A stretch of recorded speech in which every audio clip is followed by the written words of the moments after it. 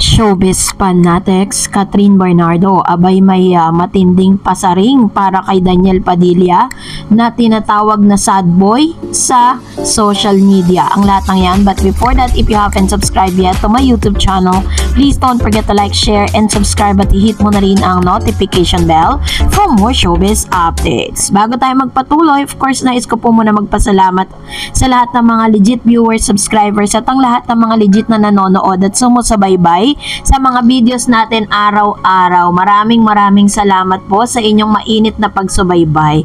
And for today's video, ito na pag-usapan natin dahil kung hindi nyo pa po napapanood kung saan si Alden Richards ay may isang bagay na ginawa, no, para lang po makasama si Miss Catherine Bernardo, at nakita natin kung gaano katindi yung effort na ginagawa ni Mr. Alden para lang po talagang mapakita niya how really important Miss Catherine Bernardo is. And this time, ito po yung mga throwback videos niya sa nakaraang birthday party or kanyang kaarawan kung saan sinurpresa siya ng Ivy family. Yan, pumunta po siya sa clinic ni Miss Ivy at yung mga staff po doon talagang binigyan po siya ng isang sorpresa, no? Although medyo na-hurt po yung ilan sa mga Katniel fans kasi usually pag pumupunta po si Catherine sa Ivy Clinic kasama niya si Daniel. And of course pinag-usapan din po itong kapopost lang ni Miss Catherine sa kanyang IG story kung saan kumakain po siya ng isang chicken coming from a food chain na kanya pong ini-endorse, which is yung KFC, at nakabuka kayong lola natin, diba? Pero syempre, that's her image. At wala naman po masama kasi nasa loob naman siya ng sarili niyang kotse.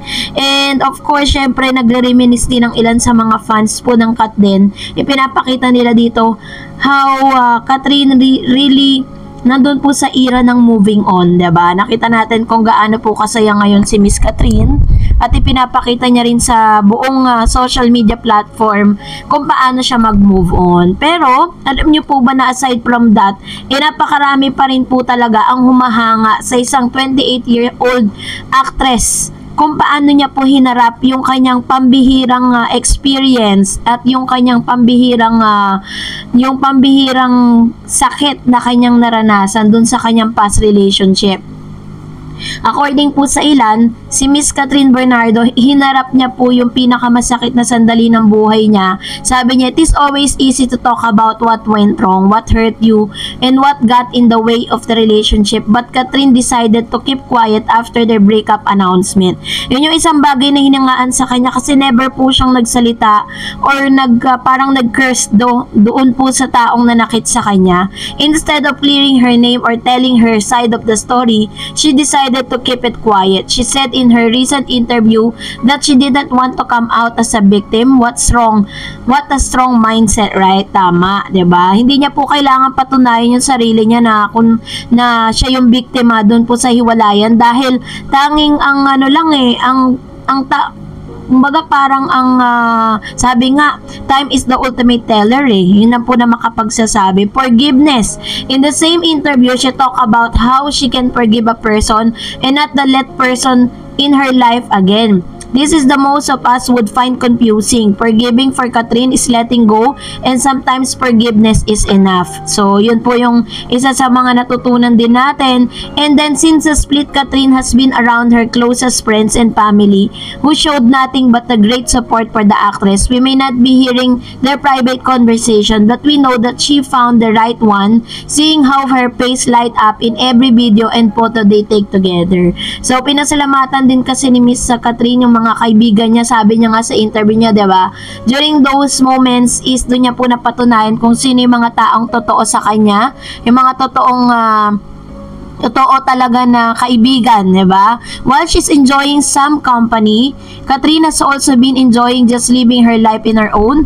We've seen her take on more daring roles and do more production number that show different face to Tiny Bopper. Pero itong pinakamatindi sa lahat kasi meron pong kumakalat sa social media na parang kinukote si Miss Catherine na sinabi niya raw to. Sabi niya, tama nga yung sinabi ng iba na the more chances you give, the less you value value you. Kapag alam nilang hindi ka marunong magalit, ito yung medyo tamang-tama. Sinabi man o hindi sinabi ni Miss Catherine itong mga kataga na to, parang ito po ay tamang-tama dun sa pinagdaanan niya. Sabi niya, pag alam nilang hindi ka marunong magalit, hindi sila takot na saktan ka.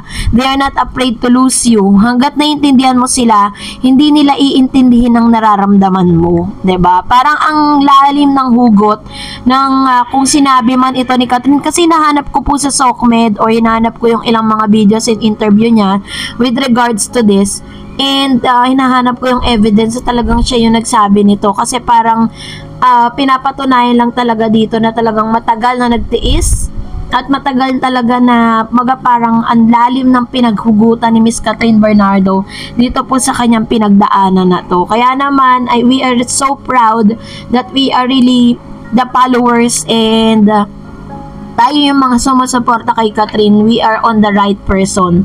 'Di ba? Kung sino yung dapat nating suportahan.